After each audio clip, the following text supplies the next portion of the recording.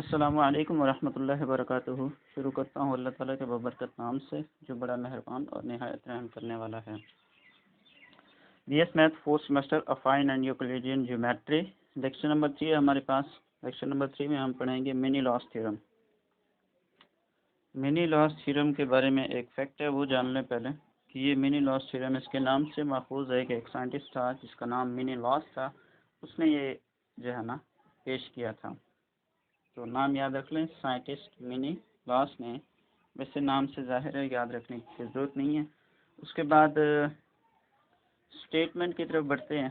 Statement में थोड़ा पहले नीचे जो ट्रायंगल दी हुई है इसको गौर से देख लें और एक रूल है वो पहले समझ लें कि अगर किसी एक ट्रायंगल ए बी सी में से कोई एक लाइन गुजारें, ठीक है, किसी भी तरीके से आप गुजार दें तो वो उसके तीनों पॉइंट को कट करके गुजरती है। वो उसके तीनों पॉइंट को कट करके गुजरती है। अब देखें डी पॉइंट पे ये किसको कट कर रही है, लाइन डी पॉइंट पे देखें इसको ए बी को कट कर रही है, और यहाँ पे ई पॉइंट पे ए सी को कट कर रही है, और यहाँ पे एफ पॉइंट पे जो है वो बी सी की एक्सटेंशन को कट कर रही है। अब ज़रूरी नहीं है कि लाइन को ही अंदर से कट करे कि आप दो लाइनों को अगर वो एक लाइन कट कर रही है तो तीसरी जो साइड है उसको आप एक्सटेंड कर दें तो उसकी एक्सटेंशन को ये क्या करे, कट करें। ठीक है, तो ये एक रूल है कि अगर हम किसी ट्रायंगल में से एक लाइन गुजारें तो वो उसके तीनों साइड्स को कट करती है। तो स्टेटमेंट यही है, let A B C be a triangle. एक ए बी सी ट्रायंगल है एंड डी ई एफ जो कि ऊपर यहाँ पे लिखा हुआ है, डी ई एफ जो ब्लू कलर की लाइन के पॉइंट्स हैं, be the points on the line that format A B B C C A, या आप यहाँ पे यूँ भी लिख सकते हैं that cut A B B C C A of the sides of a triangle, कि जो कि ए बी बी सी और सी ए की साइड्स को, ट्रायंगल की साइड्स को क्या करते हैं, कट करते हैं, या ये लाइन उन तीनों को बनाती है। अब हमारे पास थ्योरम का प्रूफ क्या है, if D E F are collinears, शर्त है कि अगर D E F are collinear हो। कोलिनियर का मतलब होता है आपके पास जितने भी पॉइंट हैं, 2 हैं, 3 हैं, 10 हैं, 20 हैं, सारे अगर एक स्ट्रेट लाइन पर वाक़े हैं उन सबको हम क्या कहेंगे, कोलिनियर पॉइंट्स कहेंगे। तो अब यहाँ पे रेड कलर के जो ब्लू लाइन के ऊपर पॉइंट्स हैं डी ई एफ, तीनों देखें एक ही ब्लू लाइन पर वाक़े हैं, इसलिए हम इन तीनों को कोलिनियर पॉइंट्स कह सकते हैं। तो शर्त जो उसकी दी हुई है वो तो पूरी है कि डी ई एफ कोलिनियर हैं। तो वो कहता है साबित करें कि ये जो रेशो दी हुई है तीनों का प्रोडक्ट एक के बराबर होना चाहिए। A D over B D dot C E over E A dot B F over F C equal to 1, इन तीनों का प्रोडक्ट 1 के बराबर होना चाहिए। ये हमने क्या करना है, प्रूव करना है। थोड़ा सा इसके बारे में ये भी समझ लें कि लास्ट थेल थ्योरम में मैंने आपको एक थ्योरम बताया था, वही थेल थ्योरम कि अगर हम ट्रायंगल की एक साइड के सामने पैरेलल लें तो वो बाकी दो की रेशो आपस में बराबर होती हैं। दो रेशो को याद करें, वहाँ पे मैंने दो लाइंस की रेशो बताई थी। यहाँ पे अगर हम तीनों की रेशो लें तो ये देखें, ये जो तीन मैंने लिखे हुए हैं जो कि आपस में मल्टीप्लाई रह रहे हैं तीनों रेशो, ये इन ट्रायंगल की तीनों साइड्स की रेशो ही है, कोई और चीज़ नहीं है। ठीक है, तो कैसे रेशो है ज़रा देखें गौर से। A D over B D को गौर से देखें, ये देखें A D over B D, ये किसकी होगी, पहली साइड की रेशो। ठीक है, उसके बाद दूसरी पे आ जाएं, ए ई सी, ये देखें ई सी नीचे से, ओवर सी ए या ई ए, सॉरी, ओवर ई ए, ये दूसरी साइड की रेशो आ गई। अब नीचे वाली साइड की रेशो देखें तो वो क्या है, B F over C F. अब मैं इसको एंड तक इसलिए ले गया हूँ क्योंकि हमने जो रेशो लेनी है वो कटिंग पॉइंट से लेनी है। तो इसका कटिंग पॉइंट कौन है, एफ, जो कि लास्ट में दिया हुआ है, ये दरमियान में नहीं है। सी तो इसका एक पॉइंट है ट्रायंगल का, कटिंग पॉइंट कौन सा है, एफ। तो बी से भी एफ तक ले जाएंगे और सी से भी एफ तक, तो B F over F C ये हमारे पास लास्ट साइड की क्या होगी, रेशो होगी। सो ये जो था ये हमारे पास थ्योरम है कि हमने प्रूव करना है कि ये तीनों रेशो आपस में मल्टीप्लाई हों तो किसके बराबर आनी चाहिए, 1 के बराबर आनी चाहिए। अच्छा, इस 1 के बराबर कैसे आएंगी, थोड़ा सा एक एग्जांपल देख लें कि अगर मैं यहाँ पे इनको वैल्यूज़ दे देता हूँ, ए डी को लिखता हूँ 1, बी डी को 2 वैल्यू देते हैं, ए ई को 2, सी ई को भी 1 और बी से एफ तक टोटल को 4 और सी से एफ तक हम वैल्यू देते हैं 1। तो ये ब्लू कलर में वैल्यूज़ इसमें येलो कलर में वैल्यूज़ लिखी हुई हैं। अब अगर इसी फार्मूले में जो मैंने लास्ट में लिखा है जिसको प्रूव करना है पुट करें, तो ये देखें ए डी की वैल्यू हमने 1 पुट कर दी, ओवर इसकी 2 वैल्यू पुट कर दी, ठीक है। उसके बाद सी ई की वैल्यू देखें ये वाली 1 पुट कर दी, उसके बाद ए ई की वैल्यू 2 पुट कर दी 1/2 डॉट बी एफ की वैल्यू हमने पुट कर दी 4 और सी एफ या एफ सी की वैल्यू हमने क्या पुट कर दी 1 पुट कर दी, ठीक है। तो ये 4/1। अब 2 × 2 हमारे पास 4 होता है, तो 4 से क्या हो जाएगा कैंसिल, तीनों 1 का मल्टीप्लाई किसके बराबर आ जाएगा 1 के बराबर आ जाएगा, यानी 1 तो आता है अगर हम एक्सपेरिमेंटली तौर पर इसकी एग्जांपल लें। तो अब थ्योरम को प्रूफ करने की तरफ बढ़ते हैं। हमारे पास गिवन क्या है, गिवन देखें उस ट्रायंगल के अंदर जो मैंने ट्रायंगल बनाई हुई थी कि हमारे पास यहाँ पे एक तो ABC ट्रायंगल दी हुई है, ठीक है, दी हुई है। दूसरा इसमें गिवन क्या है, यहाँ पे उसने लिखा हुआ है कि इफ़ DEF आर कोलिनियस, तो DEF देखें तीनों इस लाइन पे क्या है कोलिनियर हैं, ठीक है। तो दो चीज़ें हमारे पास गिवन हैं, एक तो ट्रायंगल ABC दी हुई है, दूसरा DEF आर कोलिनियस। उसके बाद कंस्ट्रक्शन की तरफ बढ़ते हैं। कंस्ट्रक्शन हमने ये करनी है, यहाँ पे जो मैंने ग्रीन कलर में दिखा हुए हैं ये कंस्ट्रक्शन है हमारी। अगर मैं इस ग्रीन कलर को ख़त्म कर दूँ,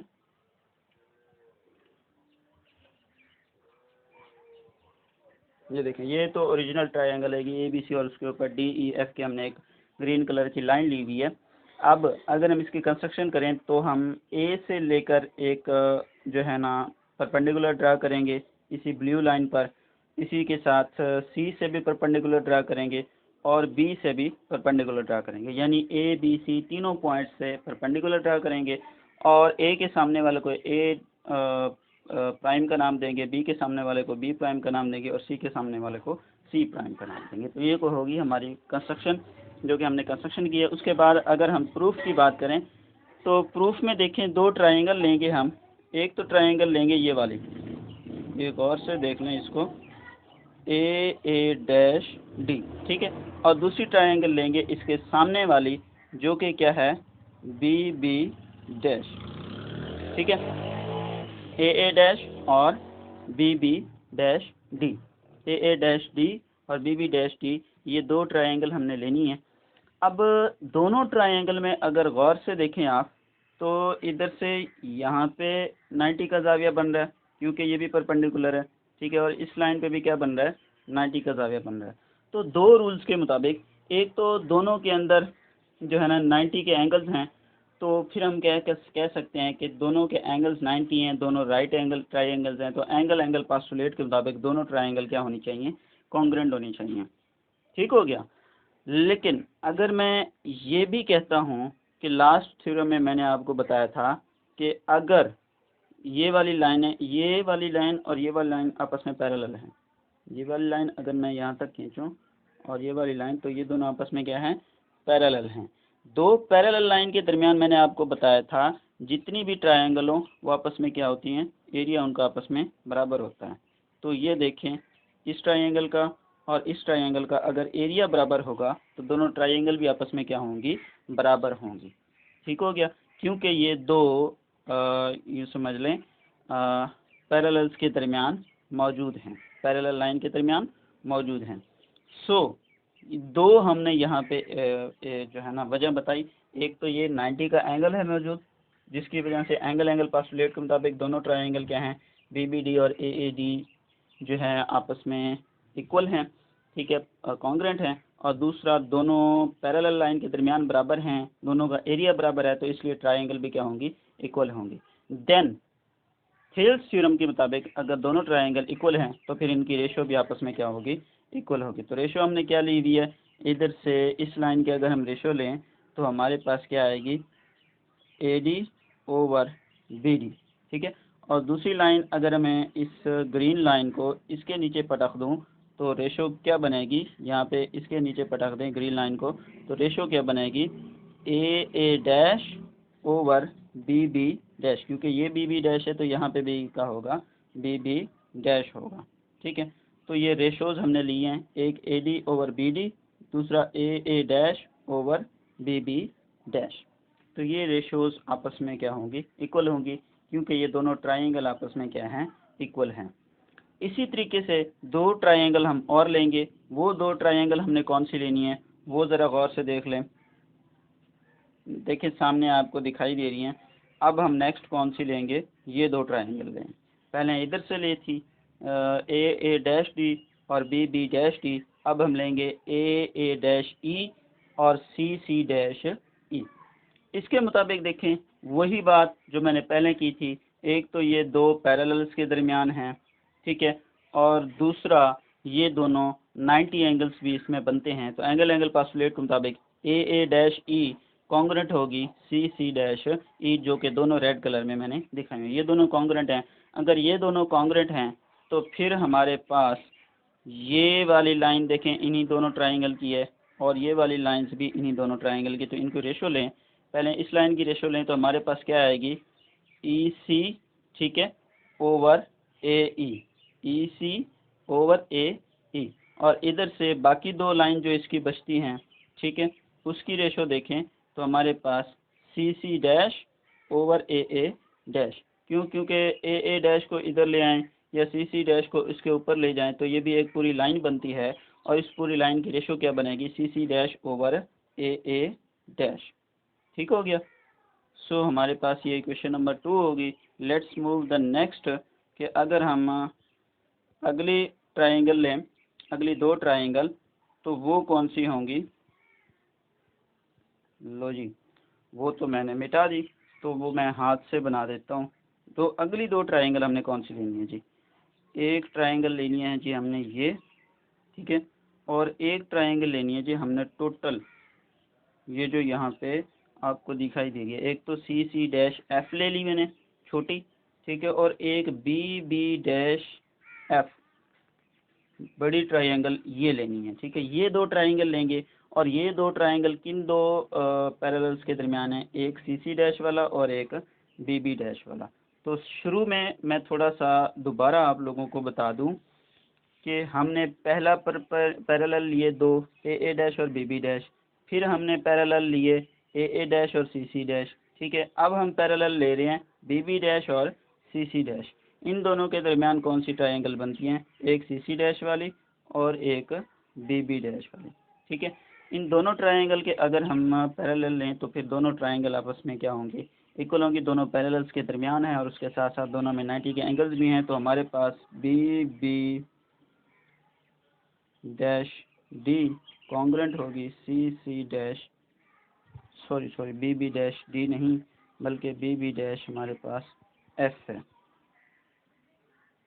बी डैश एफ कॉन्ग्रुएंट होगी सी डैश एफ। ओके हो गया। ये दोनों कॉन्ग्रुएंट हैं। अगर ये दोनों कॉन्ग्रुएंट हैं तो दोनों की रेशो भी आपस में क्या होगी, कॉन्ग्रुएंट होगी।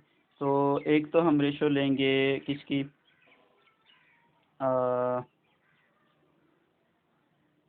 अपना नीचे वाली लाइन की।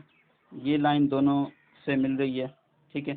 तो रेशो हम लेंगे बी से एफ ओवर सी से एफ, जो कि इक्वल होगी रेशो यहाँ पे सी डैश और बी डैश। तो B dash over C dash, ये इक्वेशन नंबर होगी 3। ओके हो गया, इक्वेशन नंबर 3 ठीक हो गया। B F over C F equal to B dash over C dash. क्यों, क्योंकि इन दोनों ट्रायंगल के हमने रेशो लिया है। उन दोनों ट्रायंगल में एक लाइन बन रही थी ये ए डी, ठीक है, एक लाइन बन रही थी ये ए सी। अब इसमें जो होगी नीचे वाली बी से एफ तक, यहाँ पे देख लें आपके पास नीचे वाली लाइन क्या है, बी से एफ तक, इसी की रेशो ली हमने जो कि बी एफ और सी एफ है, इक्वल टू दोनों ट्राइंगल कौन सी हैं, फिर एक सी डैश है और एक बी डैश है। तो B dash over C dash इसके क्या होंगे, इक्वल होंगे। अब बस 3 इक्वेशन आ गई हैं, equation number 1, equation number 2, equation number 3। आप थोड़ा सा काम करेंगे कि तीनों को आपस में क्या कर देंगे, मल्टीप्लाई कर देंगे। Multiplying equation 1 2 3 right hand side से, लेफ्ट हैंड साइड से। आप यहाँ पे देखें कि बी डैश से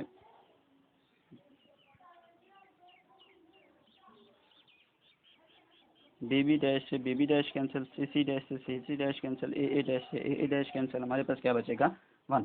सो जस्ट प्रूव दैट कि हमारे पास A D over B D, C E over E A, B F over F C equal to क्या आ जाएगा 1 के। सो ये हमने क्या कर लिया, प्रूव कर लिया। So wish you best of luck, Allah ताला हम सबको कामयाब